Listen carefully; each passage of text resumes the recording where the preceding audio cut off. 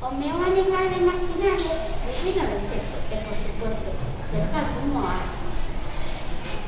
Vive en manada e os seus mellores amigos son os ollos. Ten unhas características que le axudan a vivir no seu ecosistema.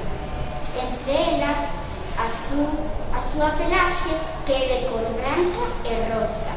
As súas cris son dos cores de arcoíris para resaltar a súa beleza. E ata ten ás no corpo e nas patas para poder escapar dos seus depredadores.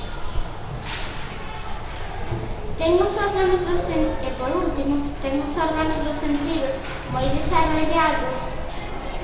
Un dos máis importantes é o olfato, que lle axuda a unir os seus depredadores. Pode unir ata 50 kilómetros. Pode ser que só estea na miña imaginación,